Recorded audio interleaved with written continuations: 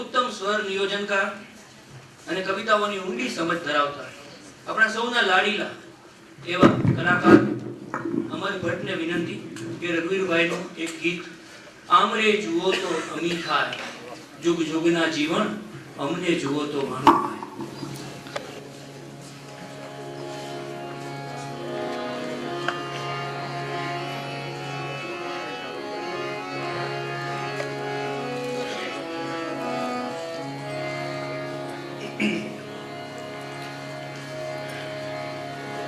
આમરે જુઓ તો અમી થાય, જુગ જુગના જીવન અમને જુઓ તો વાણું ભાય.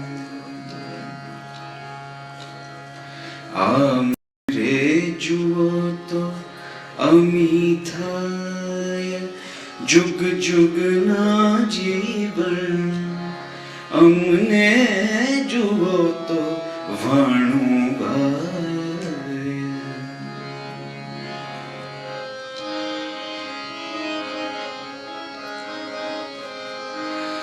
આભલે તરાપ ભાલા તારે મઢ્યો ને આહી, ઝરમરતા જળ ના ઝીલ્યા જા. આભલે તરાપ ભાલા તારે મઢ્યો ને આહી, ઝરમરતા જળ ના ઝીલ્યા જા. મધ દરિયે વાણ ઉભા વાટ્યો જુએ ને આહી, પડને મોજે ના ભરતી થાય. એક રે છાલકમાં અમી થાય, જુગ જુગના જીવન ભીંજવો જરા તો વાણું ભાય. એક રે છાલકમાં અમી થાય, જુગ જુગના જીવન ભીંજવો જરા તો વાણું ભાય.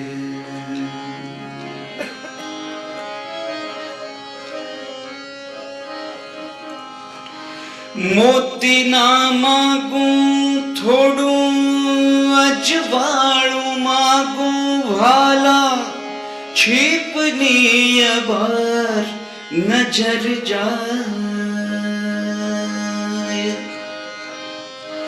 મોતી ના માગું ભાલા, મોતી ના માગું થોડું, અજવાળું માગું ભાલા, છીપની બાર નજર જાય.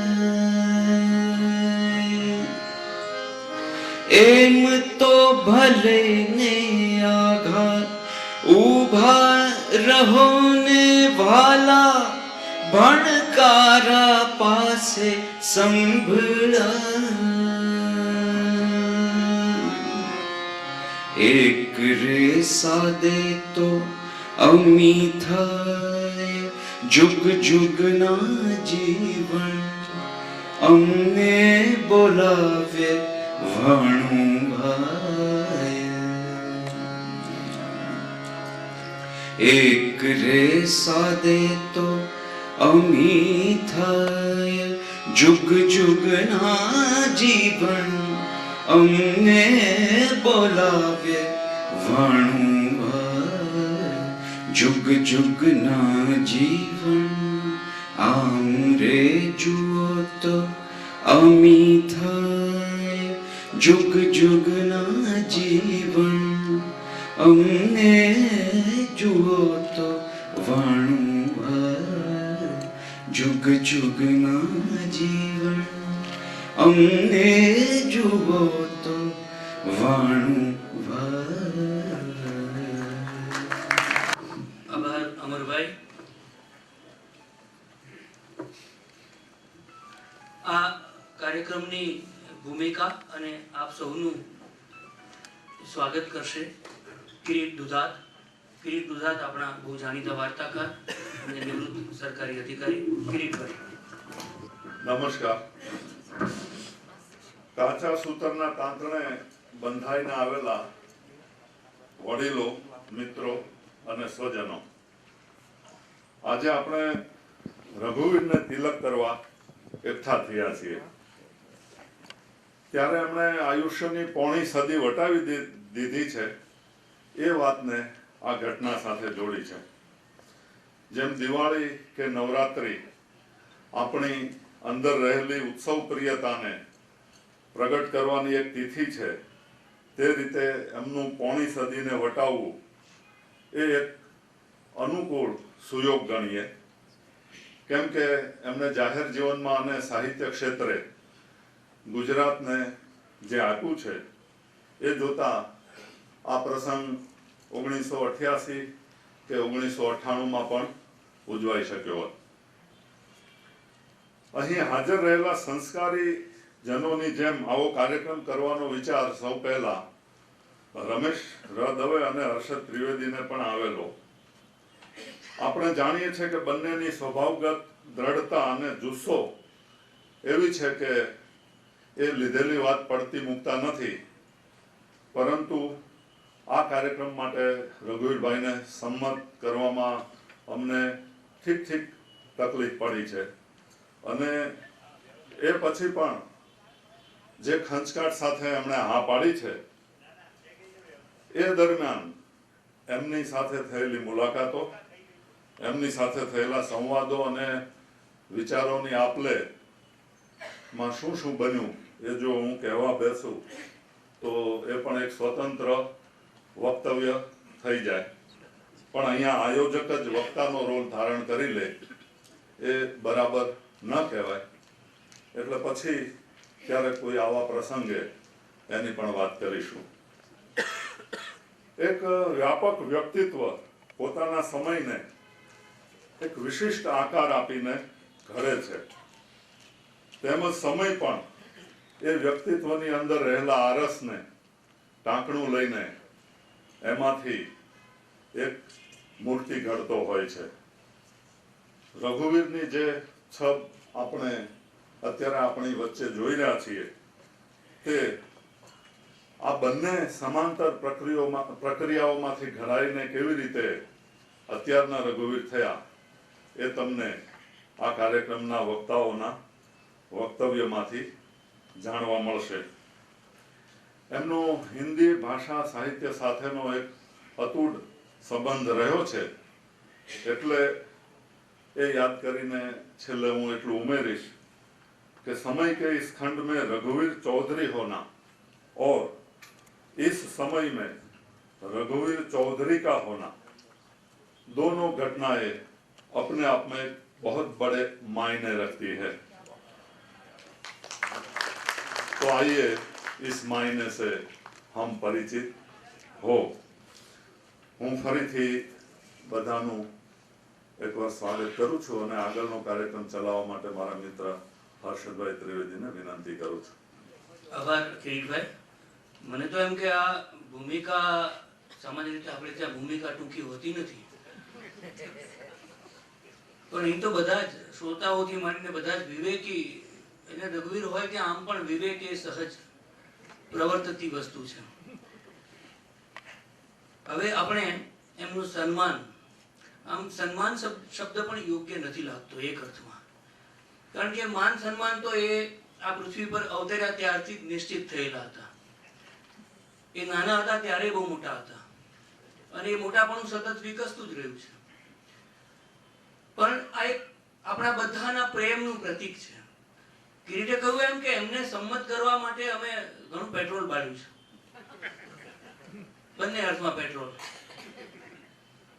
પછી માંડ એમણે મરક સ્મિત સાથે થોડી ઘા પાડી કે બહુ સાદું કરજો અને બધું બહુ મોટું તામઝામ ન કરતા. અને તમે જોઈ શકો છો કે અમે સાદગીપૂર્ણ જ આ કાર્યક્રમ કર્યો છે અને આપ સૌ અહીંયા એમના બિલકુલ ચાહકો છો અને એ રીતે જ અહીંયા ઉપસ્થિત થયા છો એની અમને ઊંડી પૂર્ણ પ્રતીતિ છે.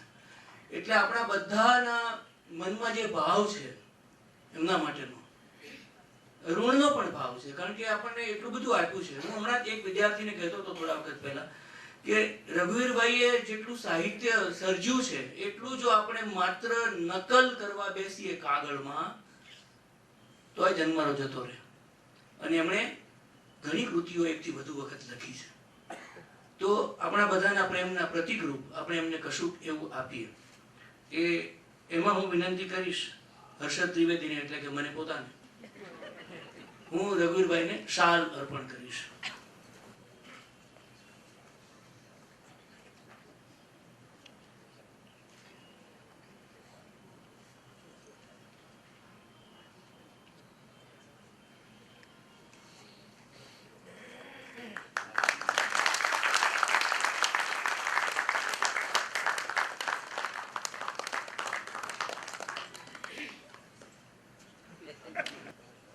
ગુજરાતી ભાષાના સર્વતોમુખી ભારતીય સાહિત્યકાર, ગુજરાતી ભાષાના સર્વતોમુખી ભારતીય સાહિત્યકાર, માનવ મૂલ્યોના પ્રહરી, સમાજસેવી, ગુજરાતના સાહિત્ય, શિક્ષણ અને સંસ્કાર જગતમાં સક્રિય રહીને વ્યાપક રીતે પ્રભાવક રહ્યા છે.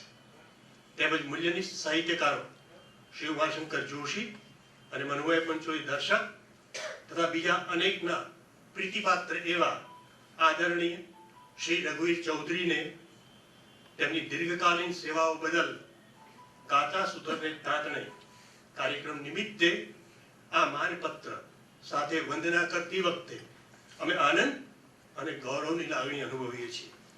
ગુણાના વાગી.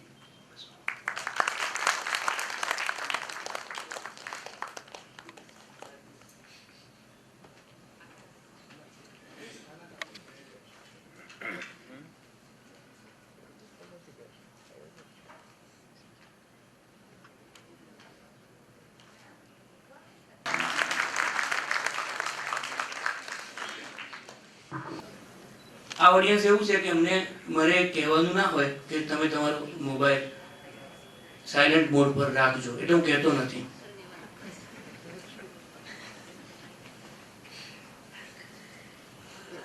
રઘુવીરભાઈ, એમના પરિવારના સભ્યો અને આપ સૌ મુરબ્બીઓ અને સ્વજનો, આ પ્રસંગે મને અહીંયા હાજર રહેવાનો મોકો મળ્યો અને એમના પરિવાર તરફથી આ જાણકારી મળી મને કે આજે એમનો 75 વર્ષનો એક પ્રોગ્રામનું આયોજન કરાયું છે. તો એ માટે હું આભારી છું. મારી રઘુવીરભાઈ સાથે મુલાકાત મારી પોતાની, મારા પિતાશ્રી સાથે તો એમને વધારે લાંબા સમયનો સંગાત હતો. મારી પોતાની સાથે જ્યારે મારા પિતાશ્રીનું 75 વર્ષ થયા ત્યારે આવો જ એક પ્રસંગ હતો, લગભગ 15 થી 16 વર્ષ પહેલા. તો ત્યારે પહેલી વાર મારી એમની સાથે મુલાકાત થઈ અને પછી કોઈને કોઈ કારણે મળવાનું થાય, ક્યાં તો કંઈ લોક ભરતીની મિટિંગ માટે આવે અથવા તો કંઈ દર્શક ફાઉન્ડેશનની મિટિંગ માટે મુંબઈ આવે અને ત્યારે વાતચીતો થાય ત્યારે હું હાજર હોઉં તો બધું સાંભળું એમની પ્રવૃત્તિ બાબત. અને પછી આ સાહિત્ય પરિષદ બાબત પણ ધીરે ધીરે કંઈ ને કંઈ પ્રસંગ આવે ત્યારે મળવાનું થાય. તો એ એવી વ્યક્તિ છે કે આપણે એમને 2 વાર મળીએ તો એક જાતની આત્મીયતા થઈ જાય, એક જાતનો પ્રેમ હૂંફને આપણે અનુભવ કરીએ. એટલે આમ ગણો તો 15 વર્ષમાં હું એમને કદાચ 15 વાર મળીશ, 15-20 વાર, પણ એમ લાગે કે અમને ઘણા વર્ષથી ઓળખીએ છીએ અને આપણે એમના પરિવારના સભ્ય છીએ એવી આપણને ફિલિંગ થાય. અને બાકી તો આપ સૌ કદાચ એમને મારા કરતાં બી વધારે સારી રીતે જાણો છો. એટલે એમને જે જુદા જુદા કામો કરે છે અને જુદી જુદી સંસ્થાઓ સાથે જે એમને સંકળાઈને જે એમાં કન્ટ્રીબ્યુશન આપેલું છે એવી વ્યક્તિઓ બહુ આપણને અત્યારે બહુ ઓછી, ધીરે ધીરે કરતા એમ લાગે કે આવી વ્યક્તિઓ અત્યારે આમ આંગળીના વેઢે ગણીએ એટલી આપણા સમાજમાં હોય છે અને ધીરે ધીરે ઓછી થતી જાય છે. એટલે શિક્ષણમાં, સાહિત્યમાં, સમાજ સેવામાં અને સૌથી ઇમ્પોર્ટન્ટ કે જે બધી સંસ્થાઓ આ બધું કામ કરે છે એ સંસ્થાઓને સદ્ધર રાખવી અને એ સંસ્થાઓનું માર્ગદર્શન આપવું એ બહુ મહત્વનું કામ રઘુવીરભાઈ આટલા વર્ષોથી કરી રહ્યા છે. હું એમને લાંબુ આયુષ્ય મળે અને આવા કામ કરતા રહે અને સમાજને, આપણા સૌને એમના આ બધા કામનો ફાયદો મળે એવી પ્રાર્થના કરું છું. આપણા સૌનું, આપણું, મારું અને આમ મને લાગે છે આપણા બધાનું સૌભાગ્ય છે કે આપણે આવી વ્યક્તિના જીવનકાળ દરમિયાન એમની સાથે મળવાનો, કામ કરવાનો જે મોકો મળ્યો છે એ આપણા બધાનું સૌભાગ્ય છે. ધન્યવાદ. મધુકરભાઈ, આપનો ખૂબ ખૂબ આભાર. હવે આપણે એવા વક્તાને સાંભળવાના છે કે જે વડાપ્રધાન પછી સૌથી વધારે વ્યસ્ત હોય છે, કવિ શ્રી માધવ રામાનુજ.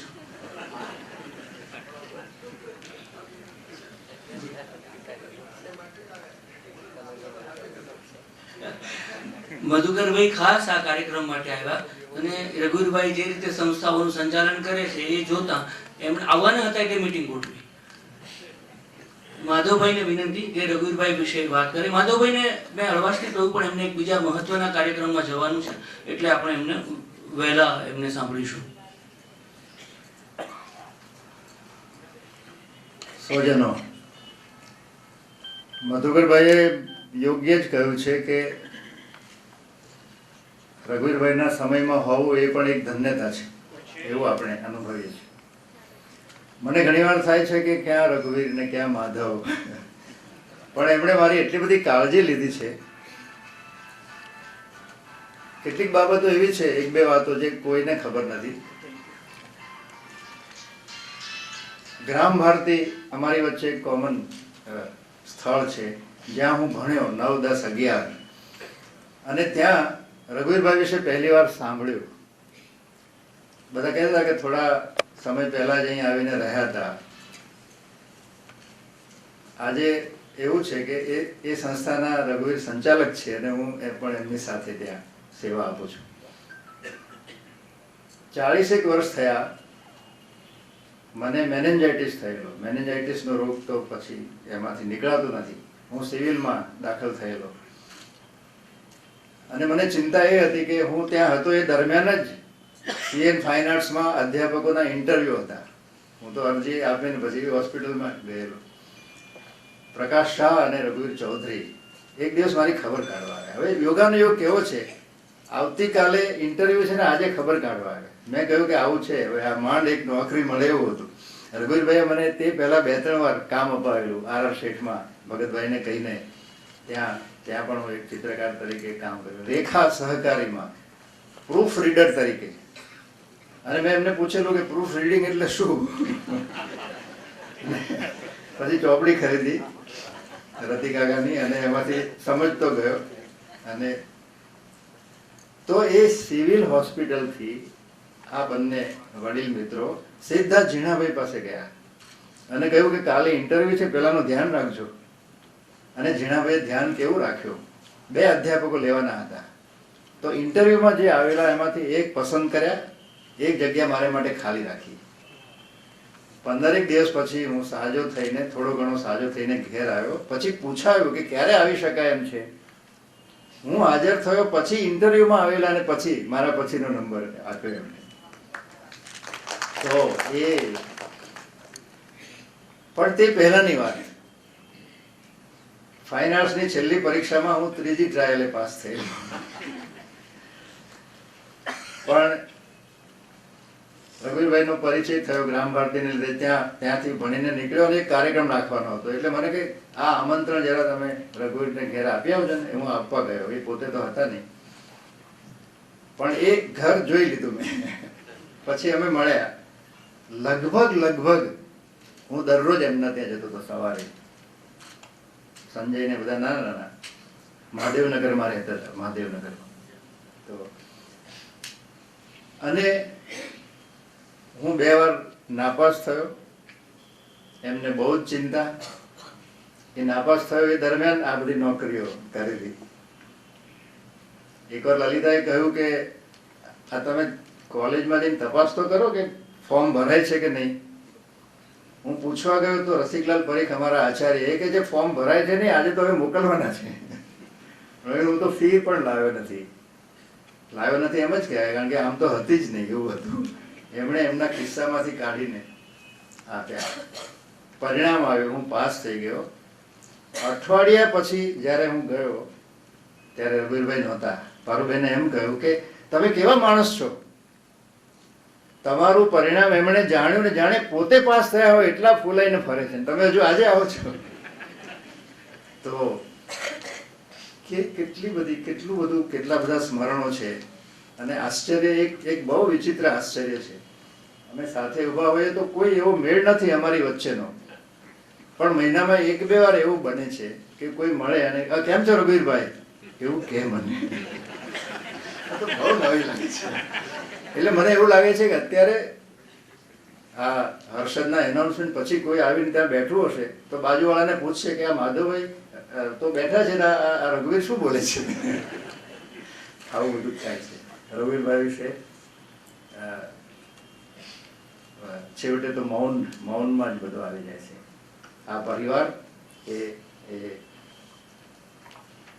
અમારો જ પરિવાર છે એવું મને લાગે છે. આભાર માધવભાઈ.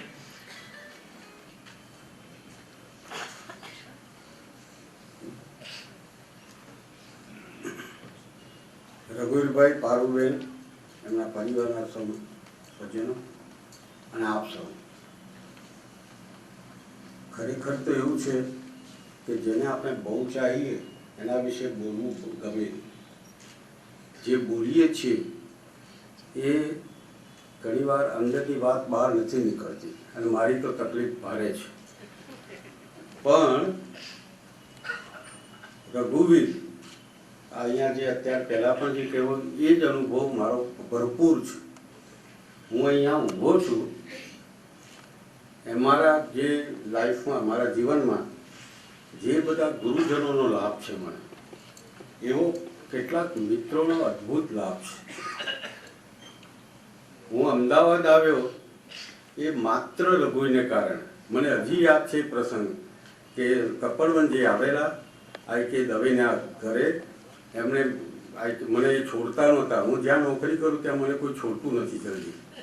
આ એ હકીકત છે. પણ એ આવીને એમને ધમકાવ્યા. મારા સાહેબ જ હતા એ પણ. એ કહે છે કે આ કેમ તમારા વિદ્યાર્થીનું તમારું ભલું નથી ઈચ્છું, અને એમ કરીને મને અમદાવાદ ખેંચી લાવ્યા. આ એક વાત.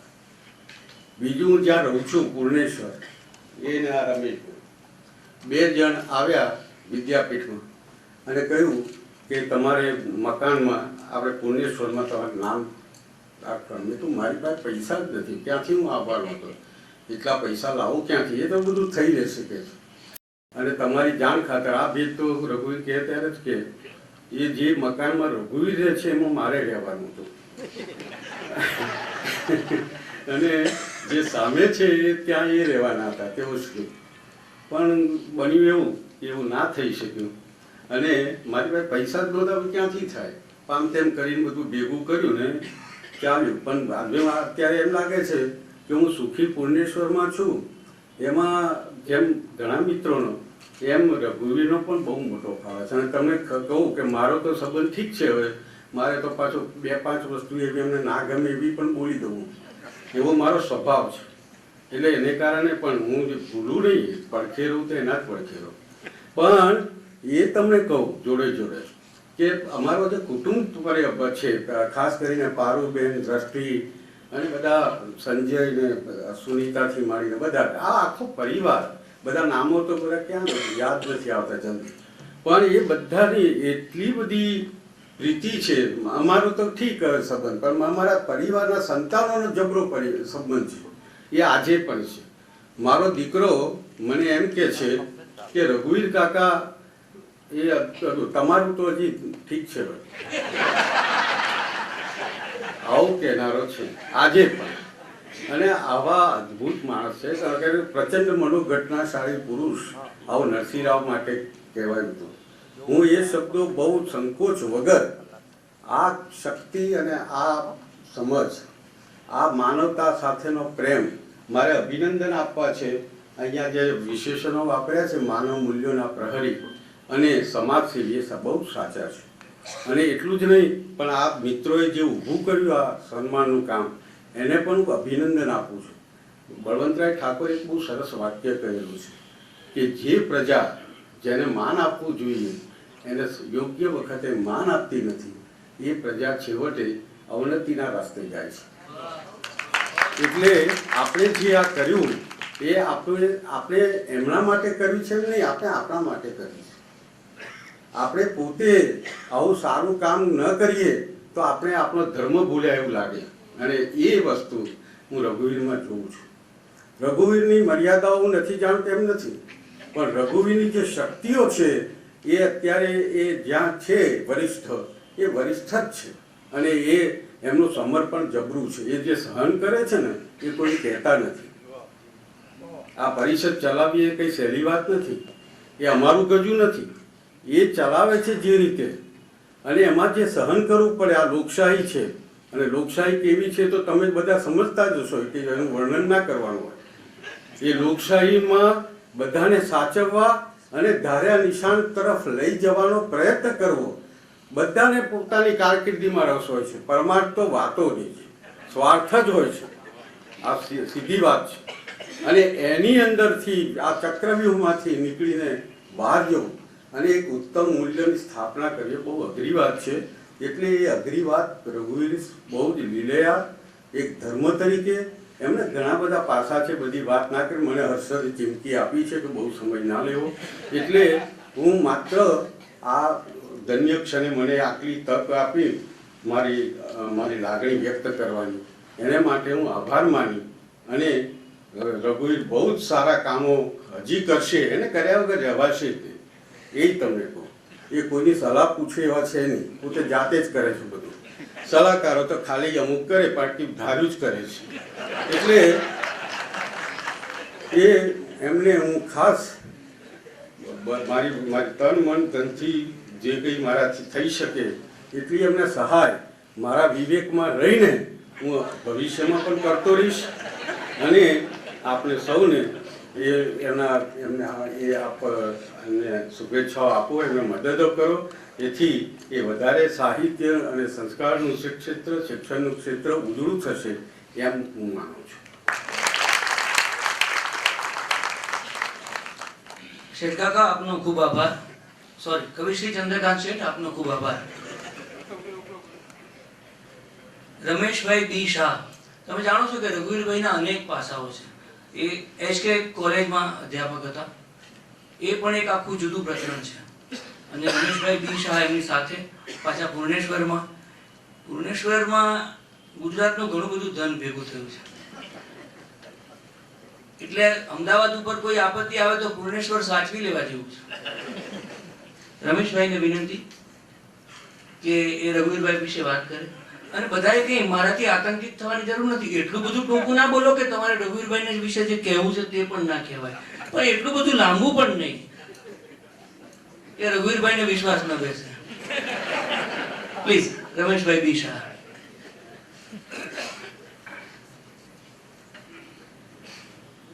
રઘુવીરભાઈ, પારુબેન અને મિત્રો, અરશદભાઈ અમારા પર ભાર છે વક્તાઓની સંખ્યાનો છે, એટલે અમે ટૂંકું બોલીએ છીએ. મને અરશદભાઈ અને મિત્રોએ રઘુવીરભાઈના એક જીવનના બહુ નાના પ્રકરણ વિશે વાત કરવાની કહી છે. એમણે 1970 થી 77 સુધી 7 વર્ષ HK માં ગાળ્યા, પણ અમારો સંબંધ તો 45 વર્ષનો છે. અને અમારો કહું છું ત્યારે મારો ને રઘુવીરભાઈનો જ નહીં, અમારા કુટુંબોનો, મારા શેઠભાઈ ચંદ્રકાંતભાઈના અને રઘુવીરભાઈના. એ મિત્રતા અને પારિવારિક સંબંધોની વાત મારે કરવાની હોય તો મને વધારે આનંદ આવે. એટલે પણ એમણે મને આ વિષય સોંપ્યો છે એટલે હું એની જ વાત કરીશ. એ રઘુવીરભાઈ HK માં જોડાયા એ પહેલા એમના અધ્યાપક જીવનનું એક નાનું પ્રકરણ એની નોંધ લેવા જેવી છે. 1960 પછીના વર્ષોમાં અધ્યાપકોના આંદોલનો નોકરીની સલામતી માટે ચાલતા હતા.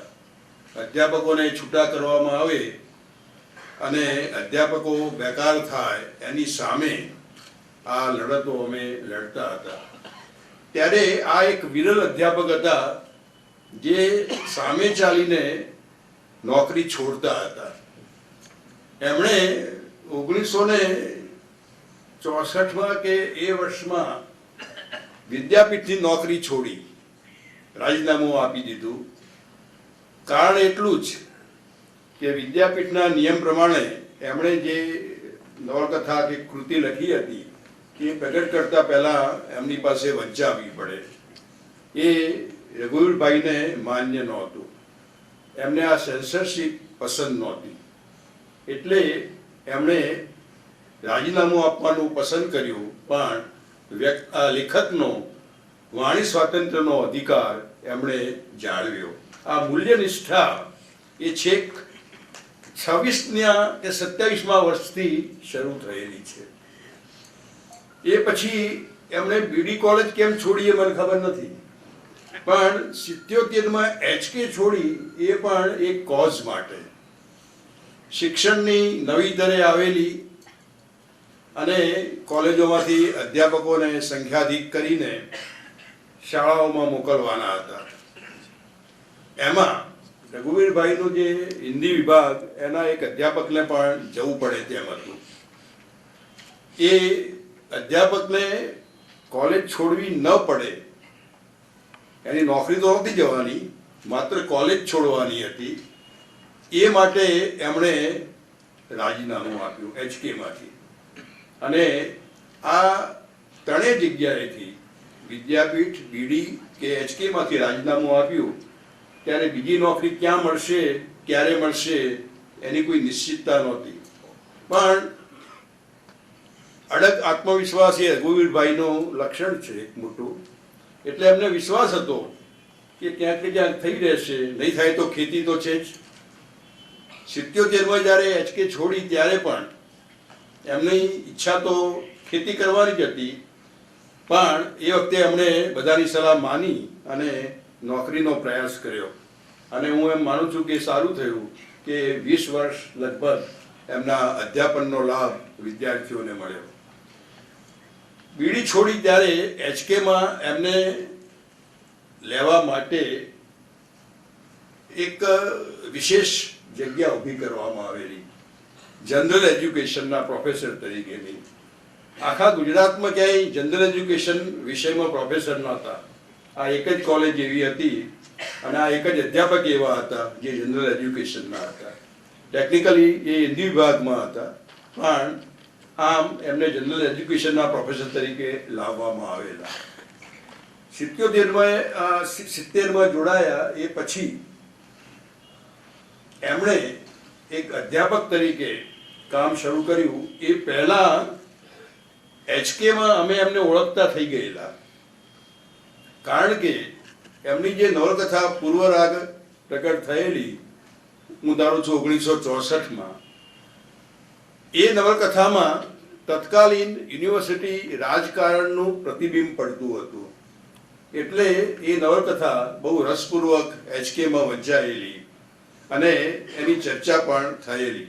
એને કારણે જ્યારે રઘુવીરભાઈ HKમાં આવ્યા ત્યારે એ અમારા માટે નવા નહોતા. મને છાપ એવી છે કે બીડીમાં જતા પહેલા પણ ક્યારેક ક્યારેક એ શેતરંજ રમવા માટે HKમાં આવતા અને અમારા એક કલીગ સાથે રમતા. આ શેતરંજની વાત નીકળી છે તો કહી દઉં, HKમાં જોડાયા પછી એ અને અમારા અંબાલાલ પટેલ એક દિવસ 2 જણા કોઈ હારીને ઘેર જેવા તૈયાર નહોતા, એટલે રાત્રે 1-2 વાગ્યા સુધી શેતરંજ રમેલા HKમાં કોમન રૂમમાં બેસીને. પણ આટલો બધો રસ હોવા છતાં એમણે છોડી અને એ પછી ફરી એમાં એ ગયા નથી. HKમાં જોડાયા ત્યારે એમનો મુખ્ય રસ એ નાટ્ય પ્રવૃત્તિનો. વિદ્યાર્થીઓમાં જે અભિનય ક્ષમતા હોય એને પ્રગટ કરવી, એને બહાર આણવી, એ એમના રસનો વિષય.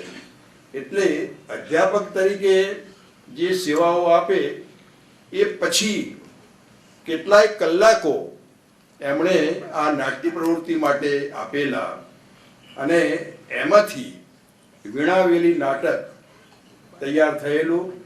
જે વીણાવેલીના કેટલાક શો થયા, એમાંથી જે ભંડોળ એકઠું થયું, એમાંથી HK કોલેજ તરફથી એકાંકી નાટ્ય સ્પર્ધા યોજવામાં આવતી હતી. એ જે સમય આપતા હતા એની તમે કલ્પના ના કરી શકો. જે અધ્યાપકો મોટે ભાગે 2 કલાક કે 2.5 કલાક કોલેજમાં ગાળે છે, એમના માટે એ કલ્પનાતીત છે.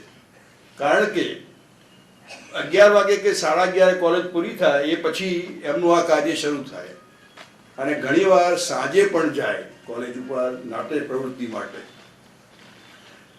એમાંથી જે કેટલાક કલાકારો આપણને મળ્યા એનાથી 1-2 આપણને અહીંયા વક્તવ્ય આપવાના છે. એટલે એમની નાટ્ય પ્રવૃત્તિ વિશે હું અહીંયા ચર્ચા નહીં કરું.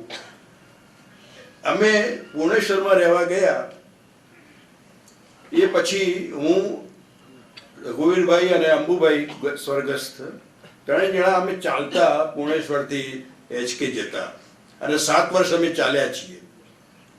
એ વર્ષો બધા બહુ ઘટનાપૂર્ણ અને ઉત્તેજના ભરેલા હતા. 1974માં નવનિર્માણ આંદોલન થયેલું, સ્વામિનારાયણ કોલેજ બંધ થઈ એનો એક પ્રશ્ન ઊભો થયેલો, શિક્ષણની નવી તરે દાખલ થવાની હતી અને એના મોટા પ્રત્યાઘાતો પડવાના હતા. એ પછી ઇન્દિરા ગાંધીએ કટોકટી લાદી. આ બધા જે પ્રશ્નો હતા એ અમારી આ પદયાત્રા દરમિયાન અમે ચર્ચી લેતા હતા. કારણ કે કોલેજમાં તો પછી અમે એકબીજા સાથે બેસીએ એવી નવરાશ અમને મળતી નહોતી. સ્વામિનારાયણ કોલેજના પ્રશ્ને જે હડતાલ પડેલી ત્યારે મજા એ થઈ કે રઘુવીરભાઈ હડતાલના વિરોધી, હડતાલને અનૈતિક ગણે. એમ માને કે કામ કર્યા વગર પૈસા કેવી રીતે લેવાય અને કામ તો કરવું જ જોઈએ ને. અને અમે હડતાલને નૈતિક માનીએ કારણ કે એ અહિંસક શસ્ત્ર છે અન્યાય સામે લડવાનું. એ રીતે અમે આને જોઈએ. એટલે એવું બન્યું કે અમે હડતાલ સફળ થાય, હું અને અંબુભાઈ અને બીજા મિત્રો એ માટે પ્રયત્ન કરીએ અને રઘુવીરભાઈ કોલેજમાં જઈ અને ક્લાસ ચલાવે. અને આમ છતાં અમારી વચ્ચેનો મૈત્રી સંબંધ તો યથાવત જ રહ્યો.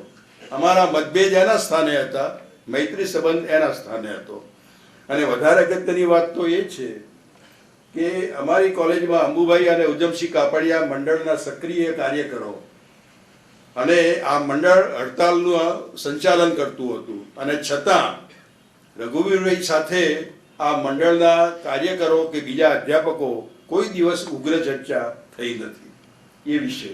આટલી સહિષ્ણુતા, મત સહિષ્ણુતા HKમાં હતી અને એ રઘુવીરભાઈ માટે એ બહુ ઉપયોગી હતી.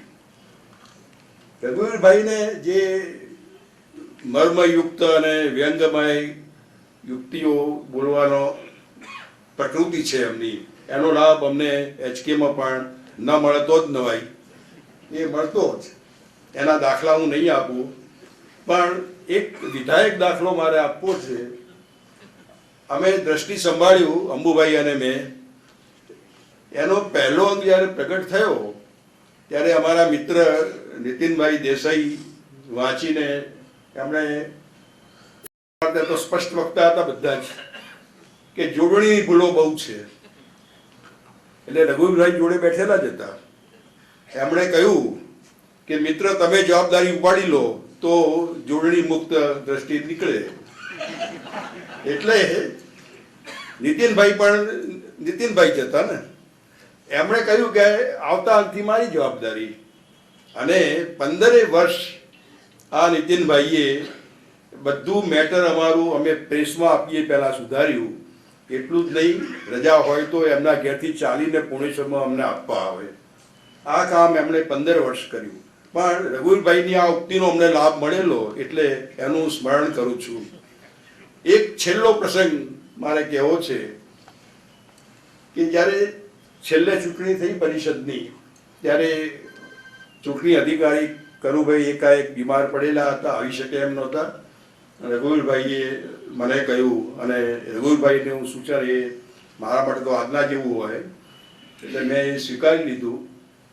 હું સવારના લગભગ 10 વાગે પરિષદ ઉપર આવ્યો હોઈશ, ત્યાંથી બેઠેલો. એમને ખબર પડી કે એમની તબિયત સારી નહીં, બરડો દુખતો હતો. પણ એમણે જાણ્યું કે હું સવારના 10 વાગ્યાથી બેઠો છું એકલો આ બધા કાર્યક્રમોની વચ્ચે.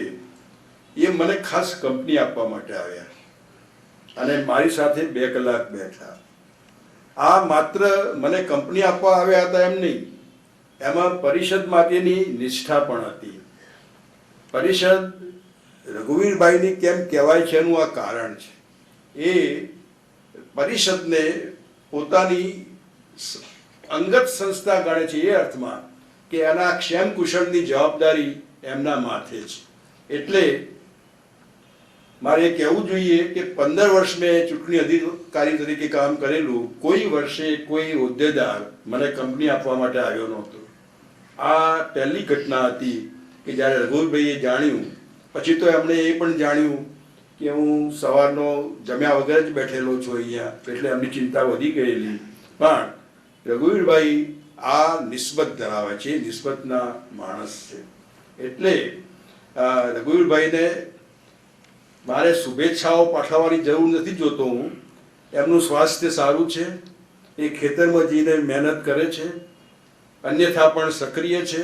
એટલે લાભો અવશ્ય જીવશે જ, અને એ સમાજના અત્યાર સુધી કરતા આવ્યા છે એવા કામો કરશે જ. એ માટે આપણી કોઈ શુભેચ્છાઓની જરૂર હું જોતો નથી, એટલે હું પાઠવતો નથી. કાર્યક્રમના આયોજકોએ રઘુવીરભાઈના વિશાળ ભાલ પ્રદેશ ઉપર મને પણ એક તિલક કરવાની તક આપી, એ માટે એમનો આભાર. આભાર રમેશભાઈ. નમસ્તે વડીલો અને મિત્રો. સન 74-75 ની વાત છે, એમાં કંઈક ખાસ છે. નાઈવ અને નિર્દોષ વર્ષોની એ વાત છે ને એમાં રઘુવીરભાઈ કંઈક ખાસ છે. ઉમરેઠથી મારા ગામથી છલાંગ ભરીને હું આવી ગઈ હક આર્ટ્સ કોલેજમાં. પણ બકા માત્ર આર્ટ્સમાં.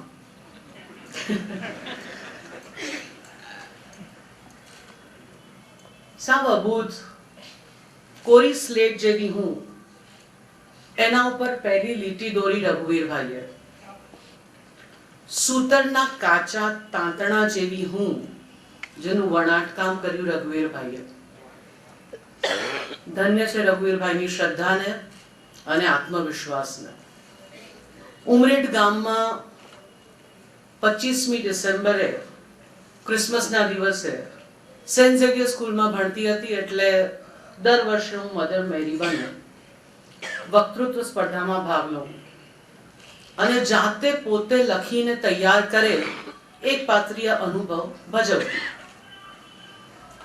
એટલે ઓડિયન્સની તાળીઓનો રંગ જે હોય એનો સ્વાદ મેં થોડોક ચાખેલો હતો. અને ઉમરેઠ પહેલા પણ દિલ્હીમાં ગુરુ હતા રઘુભાઈ, દિલ્હી સરદાર પટેલ વિદ્યાલયમાં. કારણ કે મારા પિતાજીને દિલ્હીથી દૌલતાબાદ ને દૌલતાબાદથી દિલ્હીનો બહુ શોખ હતો. અને ઉમરેઠથી આવી ત્યારે અમદાવાદ મસ્ત મોટા અખાત જેવું લાગતું. ને HK કોલેજના મેઇન ગેટ પાસે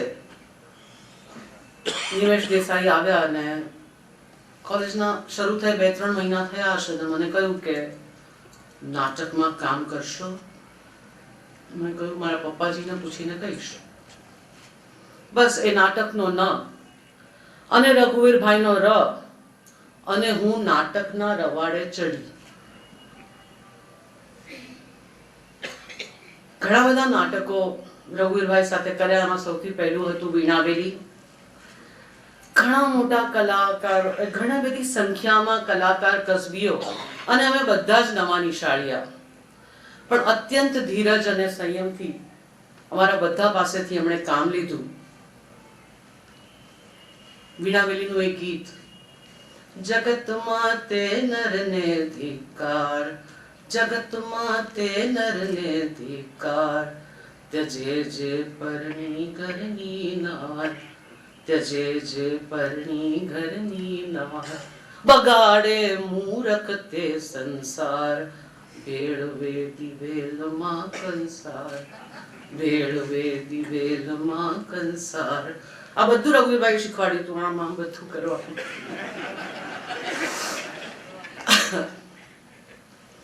અને એ વીણાવેલી દરમિયાન હું અને નિમેશ પ્રેમમાં પડ્યા. એના પણ સાક્ષી રઘુવીરભાઈ. કારણ કે કલાકો સુધી HK ના હોલમાં એમની સાથે જ અમે વિતાવતા હોઈએ એટલે એમને તો ખબર પડે છે. પણ પ્રેમમાં હોય એટલે મોમેન્ટ સ્નેચ કરો. એવી કોઈ ક્ષણો મેં અને નિમેશે છીનવી હશે. અને ઉપર હોલમાં કાર્યક્રમ ચાલતો હતો અને HK આર્ટ્સનો ગ્રીન રૂમ, મેકઅપ રૂમ નીચે, અને હું ને નિમેશ ત્યાં હતા. એટલે આમ કઈ આંખમાં આંખ પરોવીને જોતા હોઈશું ને ત્યાં ગુરુજી પધાર્યા. અહીં શું કરો છો? ઉપર ચાલો. એકદમ ગંભીર મુદ્રામાં. ત્યારે મને રઘુવીરભાઈ હિન્દી સિનેમાના કોઈ વિલન કરતા ઓછા નહોતા લાગ્યા.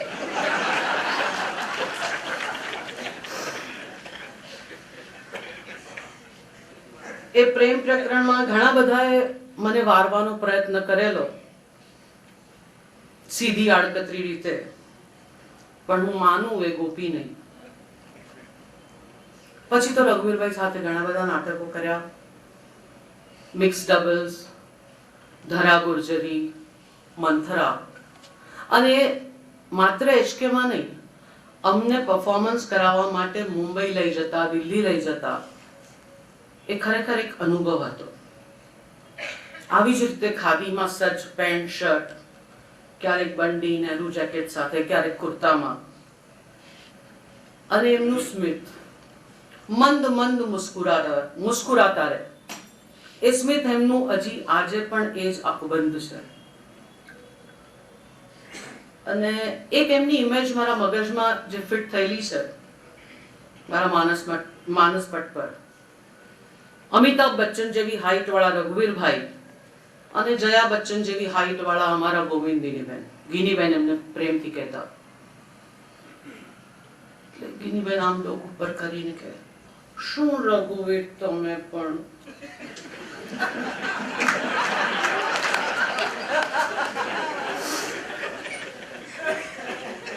એ હજુ મને દેખાય છે.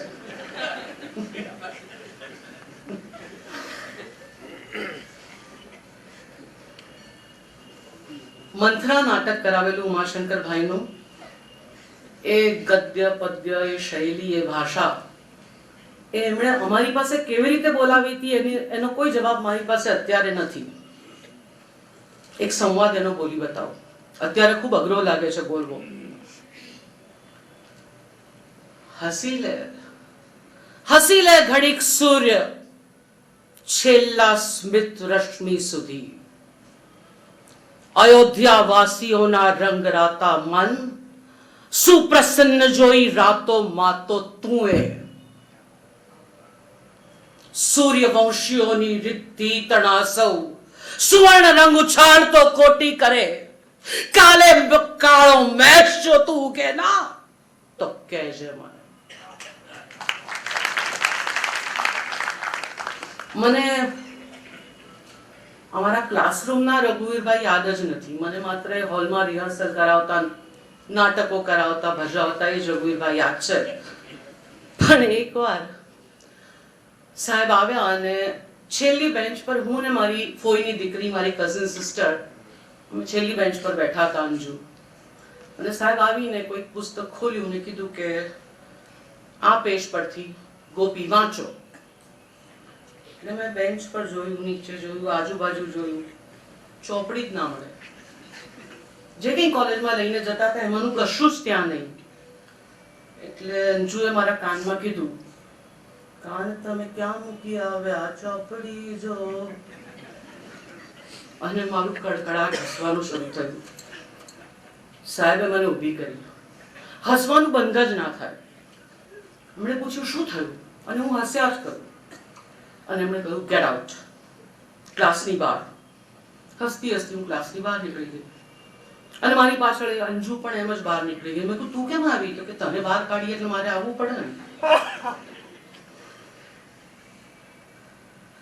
પછી અમે બહાર નીકળ્યા અને કોરિડોર મોટા HK આર્ટ્સના કંઈક ત્રીજા ચોથા માળે અમે ભીત પર આમ પગ લાંબા કરીને બેઠા. શું કરવાનું? સાહેબે ગેટ આઉટ કર્યા પછી બેલ પડ્યો અને સાહેબ પીરિયડ પત્યો એટલે ત્યાંથી નીકળ્યા. આ જ સ્મિત સાથે આમ અમને બંનેને જોતા જોતા જાણે કંઈ બન્યું જ નહોતું એવી રીતે સાહેબ પસાર થઈ ગયા. પણ આજે મને થાય છે કે મારે વખતે ઊભા થઈને સાહેબને કહેવું જોઈતું હતું જે અત્યારે કહું છું. સોરી સાહેબ.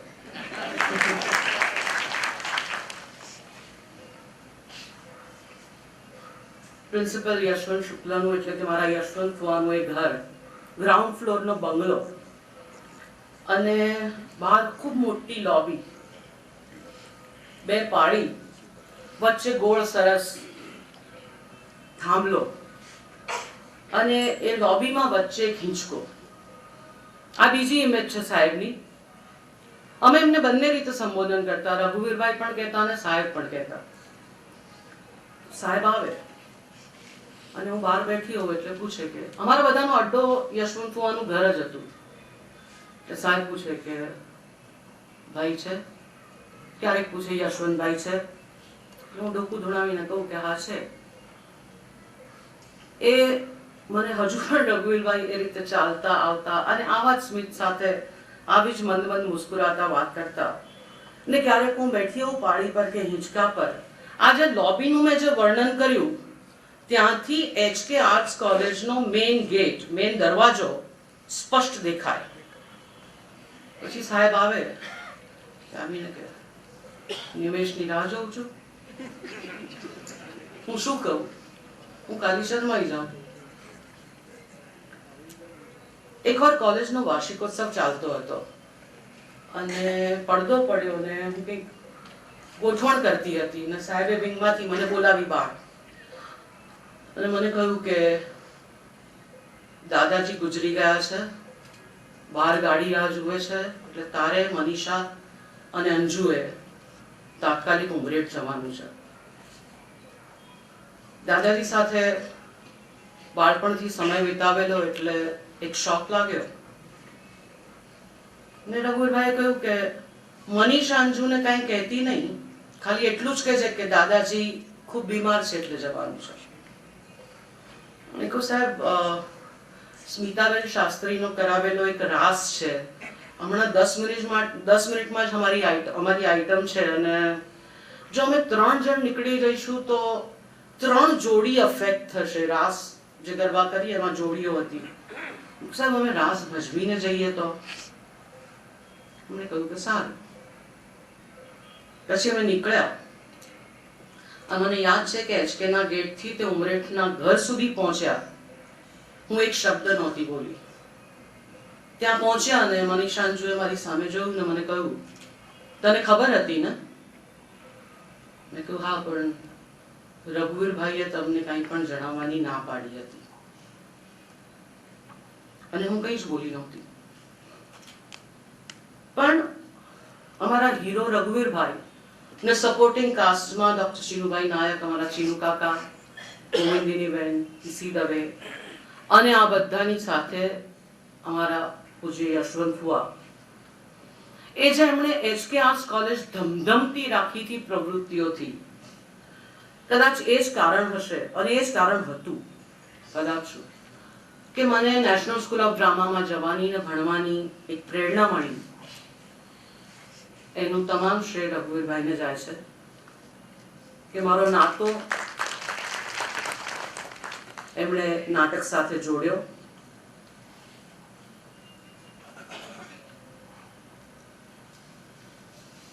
અને જ્યારે એનું ઓડિશન પણ થયું નેશનલ સ્કૂલ ઓફ ડ્રામાનું, ત્યારે રઘુવીરભાઈનું જ લખેલું એક નાટક અશોકવન, એની જ સોલિલોક્વી મેં ભજવી હતી. જીવનમાં ઘણા બધા તબક્કે, તમામ તબક્કે આમ તો રઘુવીરભાઈ જોડાયેલા છે. બાળપણમાં જ્યારે હું સ્વસ્તિક શિશુ વિહારમાં ભણી અમદાવાદ, ત્યારે માધવભાઈએ કહ્યું એમ મહાદેવનગર સોસાયટીમાં 24 નંબરના બંગલામાં રઘુવીરભાઈ અમારા અને ભાયાણી સાહેબ પાડોશી હતા. બરાબર ને સર? NSD થી ભણીને આવી અને હજી તો 5-6 દિવસ થયા હશે. હું મારા મમ્મી સાથે બેઠી હતી અને મેં કહ્યું, બોલ કેવી તારી દીકરી 3 વર્ષ NSD ભણીને આવી, તું ખુશ નથી? તો મને બહુ વસવસો છે કે મારી મોટી દીકરી BA ના થઈ. સારું, BA થઈશ. રઘુવીરભાઈને ફોન કર્યો. વચ્ચેનું અમારે વખતે 4 વર્ષ હતા એટલે SYBA નું વર્ષ મેં સ્કીપ કર્યું હતું. પહેલું પ્રિલિમિનરી ને FY કરીને હું દિલ્હી ગઈ હતી. રઘુવીરભાઈને ફોન કર્યો. એ જ દિવસે સાંજે હું ને મારી મમ્મી એમને મળવા ગયા પૂર્ણેશ્વર ફ્લેટ્સમાં. મેં સાહેબને કીધું કે સાહેબ આવી રીતે એક્સટર્નલ પરીક્ષા આપવી પડશે TYBA ની, પણ મારે કોલેજ નથી જવું, મારે ચોપડીઓને બધું ખરીદવું નથી ને કંઈ કરવું નથી, પણ તમે કહો મારી મા માટે મારે BA તો કરવું જ પડશે.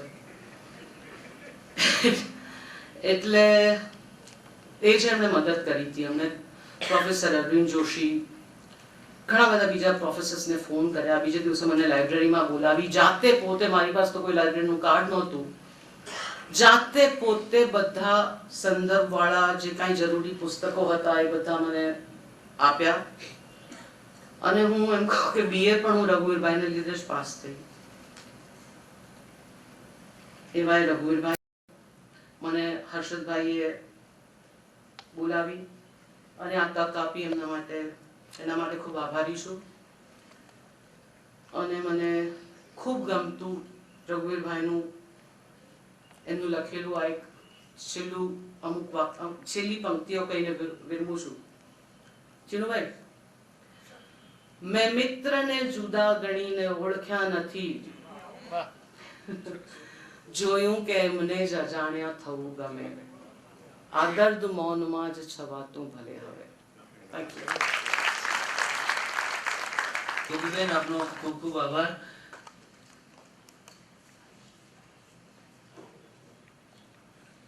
બીથોવનની સુપ્રસિદ્ધ સિમ્ફની ફ્યોર એલિસને તાજેતરમાં જ લેબનોનના એક કલાકારે જુદી જુદી 7 રીતે રજૂ કરી હતી. શ્રી મહેશ ચંપકલાલ એને 17 રીતે રજૂ કરી શકે, પણ એ સિમ્ફની નહીં, નાટક હોવું જોઈએ. આવો એમની પાસેથી સિકંદર સાની વિશે કંઈક જાણીએ.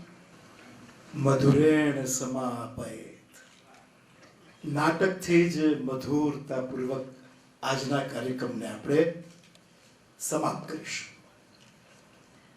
આજથી બરાબર 18 વર્ષ પહેલા 1995માં જ્યારે જમ્મુ કાશ્મીરની સ્થિતિ ખૂબ જ વણસી ગઈ હતી, ત્યારે સંગીત નાટક અકાદમીએ એક યોજના જાહેર કરી.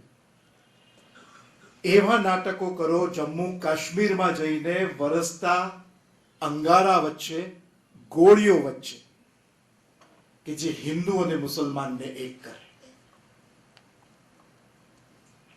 હું અને મારા મિત્ર ચારી એ વખતે સંગીત નાટક અકાદમીની ઓફિસમાં હતા અને ભારત રત્ન ભાર્ગવ એના અધ્યક્ષ હતા.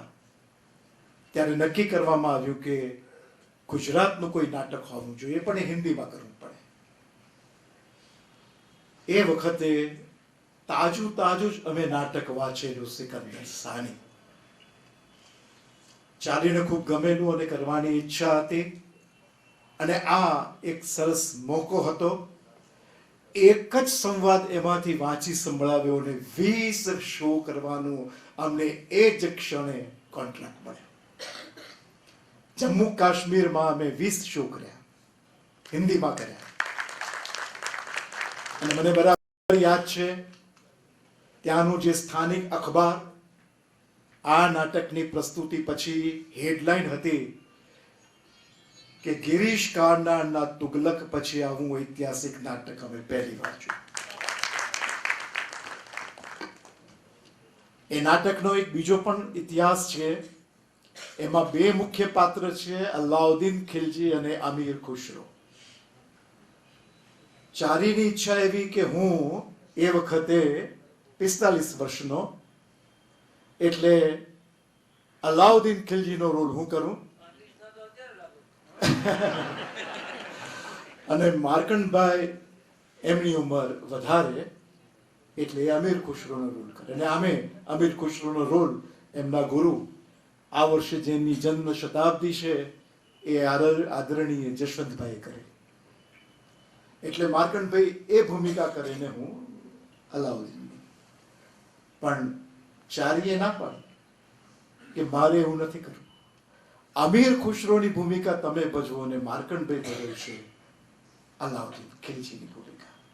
અને મારા જીવનની ઉત્તમ ભૂમિકાઓમાંનું જેને હું ગણું છું એ આ કે મેં 45 વર્ષની ઉંમરે 85 વર્ષના અમીર ખુશરોને પ્રસ્તુત કરેલા અને ખૂબ સરસ રીતે હિન્દીમાં એ રોલ કરી શક્યો. સુભાષ ભટ્ટ ઉપસ્થિત છે. અમે અકાદમી તરફથી એનો અમદાવાદમાં શો કરેલો. આદરણીય રઘુવીરભાઈ પણ આવેલા અને ભોળાભાઈ પણ એ સમયે ઉપસ્થિત હતા. એ જે સંવાદ જેને કારણે આ નાટક સિલેક્ટ થયું, આમ તો મારે ઘણું બધું વાંચવું હતું પણ આપણે 10 મિનિટમાં પૂરું કરી દઈશું. સિતારા છે એ અમીર ખુશરોની પાલક પુત્રી છે, હિન્દુ છે,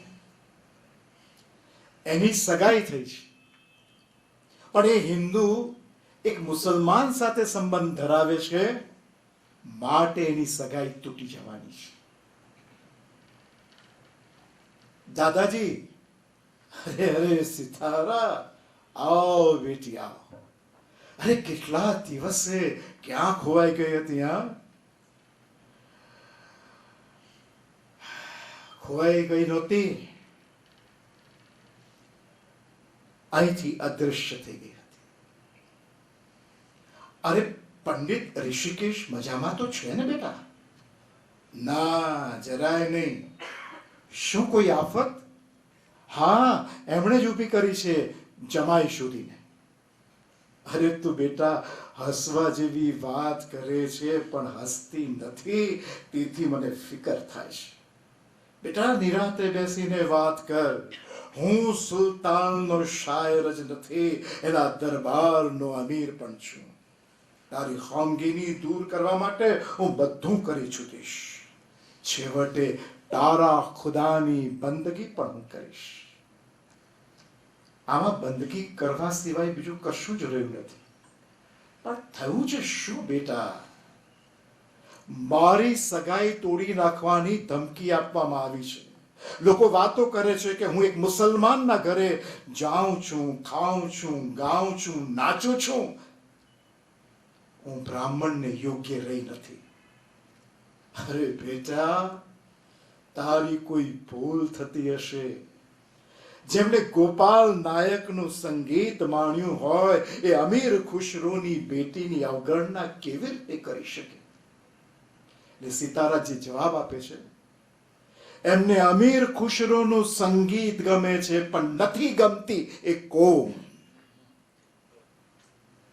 અને ખુશરોનો જવાબ કે જેના ઉપર અમને કોન્ટ્રાક્ટ મળ્યો, બેટા બીજું કોઈ યાદ ન અપાવે તો મને ખ્યાલ જ નથી આવતો કે હું એક મુસલમાન છું. આ તો હિન્દીમાં બોલાતું હતું, जब तक कोई याद नहीं दिलाता मुझे याद ही नहीं आता कि मैं एक मुसलमान हूं. હું એમને મળીશ અને કહીશ કે બે સંસ્કૃતિઓનું સુગંધ સમેતનું સૌંદર્ય આ સિતારામાં ખીલ્યું છે, માટે એને અપનાવી લો. અને પછી એ છોકરાને બોલાવવામાં આવે છે, કુંતલ નાયક એ આવે છે ત્યારનો એક જે સંવાદ છે, અંદર આવું કે અહીં સૌ કોઈ વિના રજાએ જ આવે છે. આવો, હું કુંતલ નાયક. આદાબ અમીર સાહેબ. મારા ગુરુજી ગોપાલ નાયકે મને આજ્ઞા કરી છે કે મારે આપની પાસેથી સંગીત શીખવું, મારી રજા વિના. મેં સાંભળ્યું છે કે આપ કોઈને ના પાડતા નથી, પણ હવે મારે ના પાડતા શીખવું પડશે. જો મેં સિતારાને ના પાડી હોત તો એ કહે છે કે એણે મને ગુરુ બનાવ્યો, એ કારણે એની સગાઈ તૂટી જવાની છે. મારી પાસે તાલીમ લીધા પછી જો તમારી સગાઈ પણ તૂટી ગઈ તો? એટલે કુંતલ સરસ જવાબ આપે છે, એક જ સગાઈ બે વાર કેવી રીતે તૂટે? એક વાર પણ શા માટે તૂટવી જોઈએ? તમને સિતારા સામે કોઈ ફરિયાદ છે? હા, અરે એક હોય તો કહો મને. એક તો શું 1000, પણ એનો કોઈ અર્થ નથી. કેમ? હું તમારી ફરિયાદનું કારણ દૂર કરીશ. અરે કેવી રીતે? આપ એના રૂપ, જ્ઞાન, કલામાંથી એકે ઓછા કરી શકો એમ છો? એની શી જરૂર? અરે એ બધું એનામાં મારા કરતા એટલું બધું વધારે છે. એટલે ખુસરો કહે છે તો તમે પોતે પણ એને વધારી શકો. ત્યાં સુધીમાં સિતારાના વિદ્યા કલા પાછા એટલા બધા આગળ વધી ગયા હશે કે હું એની બરોબરી નહીં કરી શકું. તો પછી તમે રસ્તો કાઢો ને, તમને કઈ મુશ્કેલી નડે છે? એટલે કુંતલ હવે કહે છે, સિતારા સાથે લગ્ન પછી મારે કદાચ ઘર છોડવું પડે. બસ એટલું જ ને? પરદેશ તો જવું નહીં પડે ને?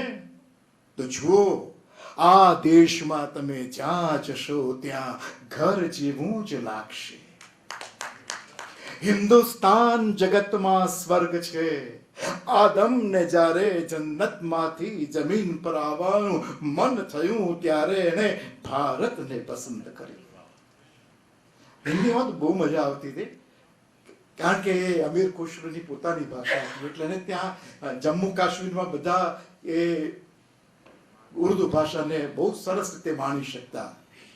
आदम को जब हुआ मन जमीन से जन्नत से जमीन पे आने का तो हिंदुस्तान को उसने पसंद किया. अरे હું તો સામે ચાલીને ઈચ્છું છું કે તમારે ઘર છોડવું પડે તો આ મહાન દેશ જોવાની તમને તક મળે. એના ખૂણે ખૂણા વિદ્યા અને કલાના કેન્દ્ર છે. અને પછી ઉત્તમ સંવાદ. બીજા દેશોના ફૂલ સહેજ કરમાય છે ને એની ખુશ્બુ ઉડી જાય છે, જ્યારે ભારતના ફૂલ સુકાઈને પણ એવા મહેકે છે જાણે કસ્તુરી. આ સંવાદ જ્યારે પણ અમે હિન્દીમાં બોલતા, गोया दूसरे देशों के फूल मुरझा जाते हैं, खुशबू बिखर जाती है, हिंदुस्तान है वही जहां के फूल खिलते हैं, कभी नहीं मुरझाते और मुरझाते हैं तो खुशबू रहती है कस्तूरी जैसी. આ સંવાદોની ઉપર એ લોકો ઝૂમી ઉઠતા. છેલ્લો સંવાદ એની સોલિલોક્વી મને ખૂબ જ ગમે છે. इतिहास इतिहास इतिहास કોને યાદ રાખશે?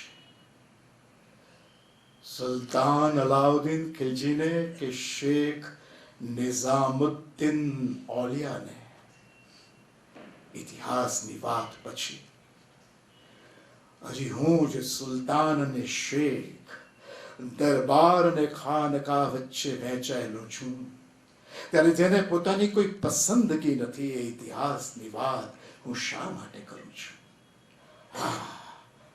આ નાટક લખવાનું મને ક્યાંથી સૂઝ્યું? અમીર ઉમરાઓ નાપસંદ કરવાના અને સુલતાન તો કદાચ નારાજ પણ થાય.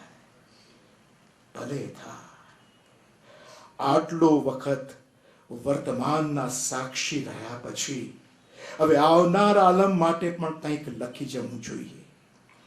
એ માટે તારીખે અલાયમાં કરેલી અલાઉદ્દીનની તારીફનો વિરોધ કરવો પડે તો પણ વાંધો નથી, કારણ કે સત્યની નજીક જવા માટે જાતની સામે થવું પડે છે.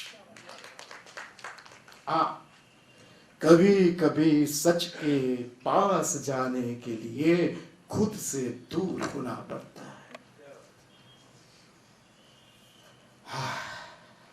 આ બધું મારે શા માટે લખવું જોઈએ? મારે અહીં નાટક રૂપે જે કહેવું છે તે કોઈ સમજશે નહીં. સુલતાન તો કદાચ, જોકે આજે મારે મલિક કાફૂરનો ખ્યાલ રાખવાનો છે. એક વખતના નાચીસ પણ બહેતરીન ગુલામને બાદશાહે પોતાના પડખે ઉભા રહેવા માટે બોલાવ્યો છે. પોતાને સિકંદર સાની કહેવડાવનાર સુલતાન અલાઉદ્દીન આજે ખુદ સહારો શોધે છે. એને ખિજર ખાન કે બેગમ પર એતબાર નથી. પણ ના, મારે આજની વાત નથી લખવાની. 5 વર્ષ પહેલાની વાત લખવાની છે. હતી એવી ને એવી છે. હસન સાહેબ ભલે મને મોટો શાયર માને, પણ હકીકતમાં તો હું તારીખ નવીસ છું. એ હેસિયતથી જ મેં અલાઉદ્દીનના અમલને ફતેહનો ખજાનો કહ્યો છે. અરે ઘણી લડાઈઓમાં હું એમની સાથે ગયો છું અને ચારે બાજુની ટેકરીઓ વચ્ચે સિતારના તારથી પણ બારીક માર્ગ પર ચાલ્યો છું. મેં દુશ્મનોની જાહો જલાલી જોઈ છે અને સુલતાનની ફતેહને મારી ફતેહ માનીશ. પણ જ્યારથી એમને મલિક કાફૂરને તક્ષેમાંથી તાબડતોબ બોલાવી લીધો છે ત્યારથી હું બેચેન છું. હું કાવ્યને મારો હરીફ માનું છું કે સુલતાન હવે મારી સલાહ લેતા નથી એનો મને અફસોસ છે. આ અવગણનાને લીધે તો હું સુલતાનની કમજોરીઓ શોધવા ઉશ્કેરાયો નથી. એટલે જ તું આ નાટક નથી લખી રહ્યો ને? ના, મારી પાસે કલમ છે, કાફૂર પાસે તલવાર. मेरे पास कलम है, काफूर के पास तलवार. मैदान जंग में शायद वो जीतेगा, मैदान जंग में शायद वो जीतेगा, मैदान वक्त में मैं जीतूंगा.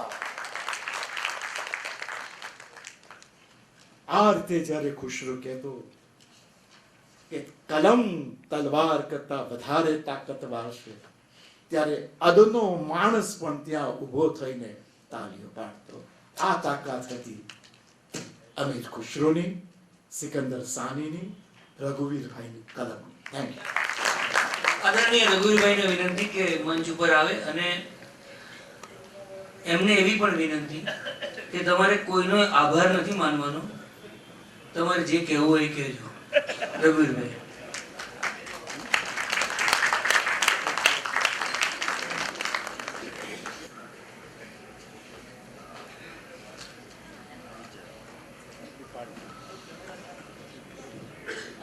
આભાર ન માનો પણ ઠપકો તો આપી શકાય.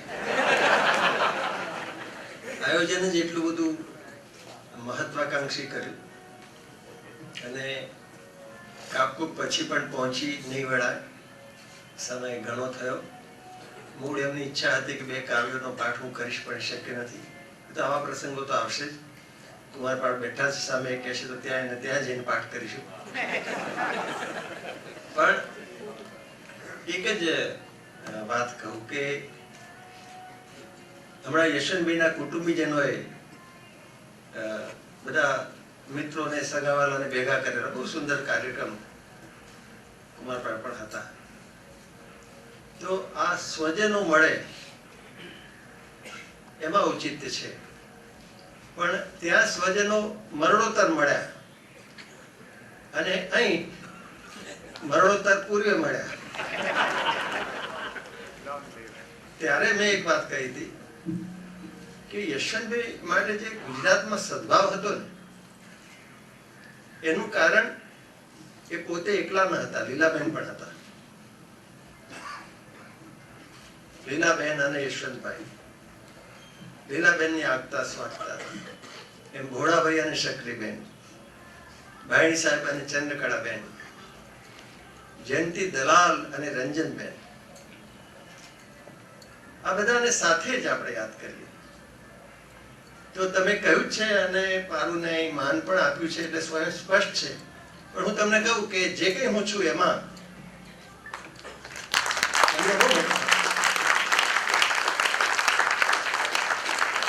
આપણે જે ઔપચારિક શિક્ષણને માન આપીએ છીએ, હું પણ આપું છું. મારા હાથ નીચે પણ વિદ્યાર્થીઓ પીએચડી થયા છે. સૌથી પહેલા આલોક અને રેખા થયા અને પછી ઘણા 11 વિદ્યાર્થી થયા. એક પત્રકારત્વ પણ અશ્વિન, એ પણ સરસ એને કામ કર્યું. એટલે એ ડિગ્રીને હું માન આપું છું, પણ જે સમાજ તમને શીખવે છે, જે ગામ માતા પિતા તમને જે આપે છે એ મોટી મૂડી હોય છે. એ મેં પાર મૂક્યું છે. તે મોટા કુટુંબમાંથી આવો